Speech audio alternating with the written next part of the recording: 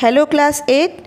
So today we will continue with our same chapter, that is in the section of history, chapter 3, colonial agrarian policies, major land revenue settlements. Before starting this, I would like to focus on my previous video.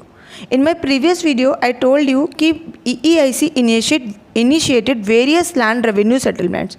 तो आज हम इस video में देखेंगे कि उन्होंने कौन से नए लैंड रेवेन्यू सेटलमेंट्स को इनिशिएट किया जिससे कंपनी को क्या हो सके, ज़्यादा से ज़्यादा रेवेन्यू वो कलेक्ट कर सके और ज़्यादा से ज़्यादा मैक्सिमम अमाउंट को वो क्या करे, सिक्योर कर सके.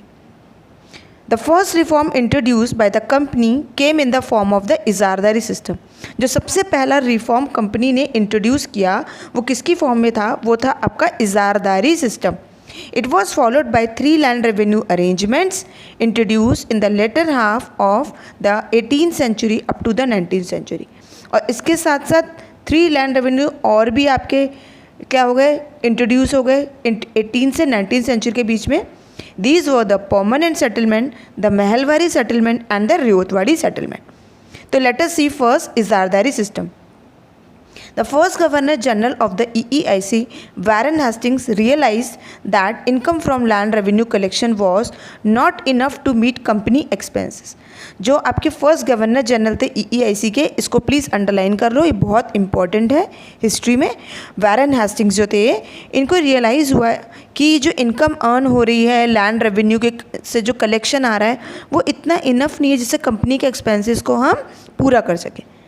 A massive famine in Bengal further reduced revenues. और एक दूसरा रीज़न ये भी था कि कंपनी ने क्या फेस किया था, बंगाल में जो फेमाइन आया जिससे वहाँ पे सूखा पड़ गया, ड्रॉट पड़ गया, तो उस साल उनको जो रेवेन्यूज़ मिलने थे वो बहुत कम हुए, रिड्यूस हो गया था बहुत. उसका रीज़न मैं आपको बता चुकी हूँ कि एक तो मानसून फेल्ड हो गया था, कंपनी की ऐसी पॉलिसीज़ थी, एग्रीकल्चर को इन्होंने कॉमर्शलाइज कर दिया था और भी कई सारे फैक्टर्स थे. Hastings introduced a system by which the right to revenue collection was given to the highest bidder for 5 years. अब वॉरेन हेस्टिंग्स ने क्या किया, एक ऐसा सिस्टम इंट्रोड्यूस किया जिसमें 5 years के लिए रेवेन्यू को फिक्स कर दिया गया. This system came to be called इजारदारी और रेवेन्यू फार्मिंग. और इसी सिस्टम का नाम क्या पड़ गया, इजारदारी system. Those who were given this right were known as इजारदार. और जिनको राइट दिया गया था कलेक्शन करने का वो थे आपके इजारदार. However, this system failed because the bidding had no link with the land's actual productivity. हालांकि इजारदारी सिस्टम फेल हो गया, उसका रीज़न ये था कि लैंड की एक्चुअल प्रोडक्टिविटी से कोई लिंक नहीं था इजारदार का. Besides, the इजारदार did not improve the land because it was auctioned off periodically. और इसके अलावा क्या था, जो इजारदार थे वो लैंड की जो फर्टिलिटी थी उस पर भी वो इम्प्रूवमेंट नहीं करता था कि लैंड की फर्टिलिटी इम्प्रूव करनी है या लैंड इनफर्टाइल हो रहा है. तो वो उसका रीज़न ये था कि land time to time periodically क्या होता था, ऑक्शन ऑफ हो जाता था. ऑक्शन का मतलब होता है सेल कर देना. नेक्स्ट, एज द इजारदार्स wanted to get more revenue to pay the company, the peasants were relentlessly exploited. अब इजारदार को क्या चाहिए होता था, उसको तो चाहिए होता था सिर्फ रेवेन्यू, क्योंकि उसे कंपनी को पे करना था. तो वो पीजेंट्स को क्या करता था, रेलेंटलेसली का मतलब होता है कंटिन्यूसली उसको वो एक्सप्लॉइट करता था. तो यहाँ पर हमने फिनिश किया इजारदारी सिस्टम. नेक्स्ट पढ़ते हैं परमानेंट सेटलमेंट. परमानेंट का मतलब तो आपको पता ही है, परमानेंट मतलब जो टेम्परेरी का ऑपोजिट हो गया. The system of permanent settlement was introduced by 1793 by Lord Cornwallis. अब इसको भी आप अंडरलाइन कर लो, जैसे आपने वैरन हेस्टिंग्स को अंडरलाइन किया था इजारदारी में, वैसे ही परमानेंट सेटलमेंट में आप कॉर्नवालिस को अंडरलाइन करो. ये इंट्रोड्यूस किसने किया था, लॉर्ड कॉर्नवालिस ने. It covered Bengal, Bihar, Odisha and Banaras division of UP, accounting for 19% of the British territories. और इन्होंने कितने एरिया को कवर किया था, ये सारे एरिया को कवर किया था, यानी कि ब्रिटिश के अंडर में जो टेरिटरीज आती थी 19% को उनको पूरा कवर कर लिया था. अब इस सिस्टम के अकॉर्डिंग क्या था, लैंड ओनर्स और ज़मींदार acquired hereditary rights over land. जो लैंड ओनर्स और ज़मींदार थे उनको राइट्स दे दिए गए लैंड के ऊपर. Farmers were reduce to the status of tenants.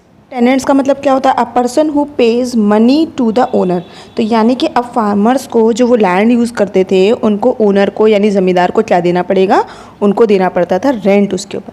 साथ में उनके सारे राइट्स भी वो लॉस कर सके खो चुके थे, जैसे कि पास्चरिंग करवाना एनिमल्स को। पास्चरिंग क्या होता है? ग्रासलैंड्स होते हैं और जहाँ पर एनिमल क्या करते हैं? फीड करते हैं। Forest land, irrigation canals, fishing ponds, ये सारे वो राइट्स अपने खो चुके थे। ज़मींदार had to pay a fix amount of land revenue every year to the company. अब जो ज़मींदार थे उनको एक फ़िक्स अमाउंट क्या था? फिक्स अमाउंट कर दिया था ना परमानेंट सेटलमेंट में कि उनको हर साल कंपनी को उतना रेवेन्यू पे करना ही होता था, इवन अंडर एडवर्स कंडीशंस। चाहे कंडीशंस कितनी भी एडवर्स हो, एडवर्स मतलब होता है अनप्लीजेंट हो। इफ़ दे फेल टू पे there land was auctioned of. और अगर ज़मींदार पे नहीं कर पाते थे तो उनकी लैंड क्या हो जाती थी? ऑक्शनड कर दी जाती थी, मतलब बेच दी जाती थी। जो भी हाईएस्ट बिडर होता था उसको दे दी जाती थी। Whatever remain with the zamindar after paying the revenue was his profit. अच्छा, कंपनी को पे करने के बाद ज़मींदार के पास जो एक्स्ट्रा बचता था वो उसका क्या करता था? वो अपने पास रख लेता था। Initially 89% of all revenue collected was handed over to the company. Starting में तो कंपनी को कितना पे करता था? 89%, यानी 100 में से 89% वो कंपनी को पे करता था और जो 11% बच जाता था, रिमेनिंग रहता था, वो ज़मींदार का हिस्सा, उसका पोर्शन रहता था। The land revenue was fix permanently for 10 years at रफली 50% ऑफ द टोटल प्रोड्यूस। अगर आप उस समय देखो तो परमानेंटली इन्होंने 10 साल के लिए फिक्स कर दिया था। और कितना? 50% ऑफ द लैंड प्रोड्यूस। अब पीजेंट के पास यानी किसान के पास कितनी ज़मीन है उसका 50% प्रोड्यूस करेगा। 50% is very much. Advantages of the system to the company. तो कंपनी को क्या फ़ायदे हुए सिस्टम से? The company created a class of zamindars who intermediated between them and the peasantry and acted as natural ally in the event of any rebellion by the peasants. अब company ने एक नई क्लास क्रिएट करी, वो थी जमींदार्स की, जो इंटरमीडिएटर का काम करता था किसके बीच में? पीजेंट्स और कंपनी के बीच में। और वो डायरेक्ट क्या करता था? कंपनी को रेवेन्यू पहुंचाता था, टैक्स पहुंचाता था। और कोई भी पीजेंट्स की अगर रेबेलियन होती थी तो उसमें वो ऐसे किसका काम करता था? एलआई का काम करता था। Under this system the income of the EEIC from the land revenue was secure, regular and stable. अब इस सिस्टम के इंट्रोड्यूस होने के बाद कंपनी की इनकम कैसी हो गई? सिक्योर हो गई, क्योंकि उसने फिक्स कर दिया था अमाउंट। रेगुलर आने लगा क्योंकि बीच में उसने इंटरमीडिएटर डाल दिया था। और स्टेबल भी हो गई। This help the company meets it's growing expenses of military expeditions and administration. इससे कंपनी के जो बढ़ते हुए खर्चे थे मिलिट्री को लेकर के या जो एडमिनिस्ट्रेशन को लेकर के थे, सैलरीज देनी होती थी उन्हें अपने ऑफिसर्स को, तो वो सब आसानी से अब पूरे होने लगे। Zamindars were motivated to increase agricultural production. अब ज़मींदार्स को कंपनी ने मोटिवेट करना स्टार्ट किया कि तुम ज़्यादा से ज़्यादा क्या करो? प्रोडक्शन को इंक्रीज़ करो। रीज़न उसका ये था कि जो रेवेन्यू आता था कंपनी को वो तो फिक्स था। ब्रिटिश को जो कंपनी को जो प्रोड्यूस मिलता था, रेवेन्यू मिलता था ज़मींदार की साइड से, वो तो फिक्स था। लेकिन जो एक्स्ट्रा होता था यानी जिसको हम कहते हैं सरप्लस, वो कौन रख लेता था? वो ज़मींदार रख लेते थे। अब इसके सिस्टम के परमानेंट सेटलमेंट के कुछ इफ़ेक्ट्स भी पड़े। किस पर? पीजेंट्स पर। तो देखते हैं फटाफट। The actual cultivators were left at the mercy of the zamindars who extracted exorbitant rates और इम्पोज इलीगल रेट्स। इसका मतलब ये हुआ कि जो एक्चुअल कल्टीवेटर्स थे अब वो किसकी मर्जी पर रहते थे? वो ज़मींदारों की मर्जी पर रहते थे, यानी उनकी दया पर। और वो क्या करते थे ज़मींदार? वो एक्सट्रैक्ट करते थे इलीगल तरीके से टैक्सेस। किससे? पीजेंट से। The peasants had to pay revenue even if their crops failed, hence they were forced to borrow money from money lenders at high interest rates. और पीजेंट्स को रेवेन्यू पे करना ही होता था, चाहे ही उनकी क्रॉप्स फेल ही क्यों ना हो जाए। और साथ में जब क्रॉप्स फेल होती थी तो उनको फोर्स किया जाता था कि आप मनी बोरो करो। किससे? मनी लेंडर से, और वो भी हाई रेट्स पर। In case of non repayment of loans there land was mortgage. अब जो मनी लेंडर से वो बोरो करते थे पैसा, वो क्या हो गया? वो एक तरीके से कर्जा हो गया, लोन हो गया। बट जब वो पे नहीं कर पाते थे यानी नॉन रीपेमेंट, तो उस केस में उनकी लैंड को सीज कर दिया जाता था, मॉर्टगेज कर लिया जाता था। उसके अलावा फिर किसान क्या करते थे? फार्मर्स क्या करते थे? They had to look for alternate employment और माइग्रेट टू सिटीज़। तो इस केस में वो क्या करते थे? एम्प्लॉयमेंट के लिए या तो वो सिटीज़ में चले जाते थे या माइग्रेट कर जाते थे कहीं और। Peasants were evicted from the lands they had cultivated for generations. अब जो पीजेंट्स जनरेशन से लैंड पर क्या करते थे, काम कर रहे थे, जो प्रॉपर्टी उनकी थी वो सारी क्या हो गई, एविक्ट हो गई। एविक्ट का मतलब होता है उनको उनकी प्रॉपर्टी से हटा दिया गया। This created a class of landless peasant, जिससे ये सब क्या हो गए, मजदूर जो आपके फार्मर्स जो थे ये क्या हो गए, इसे कहते हैं बधुआ मजदूर की क्या होना, ग्रो हो जाना एक तरीके से। In many places, money lenders replaced the landlords and took no interest in improving agriculture production. अब कई जगह पर मनी लेंडर्स ने क्या किया, मनी लेंडर कौन थे, जो मनी लेंड करते थे, उन्होंने लैंडलॉर्ड्स को रिप्लेस कर दिया और लैंड एग्रीकल्चर प्रोडक्शन में कोई इंटरेस्ट नहीं लेते थे। साथ में ये जो लैंडलॉर्ड्स थे इनको हम कहते हैं कि कई सारे लैंडलॉर्ड एब्सेंटी लैंडलॉर्ड्स हो गए, यानी लैंड को लीज पर यानी पट्टे पर देकर टेनेंट्स को चले जाते थे, कहाँ, सिटीज़ में शिफ्ट हो जाते थे।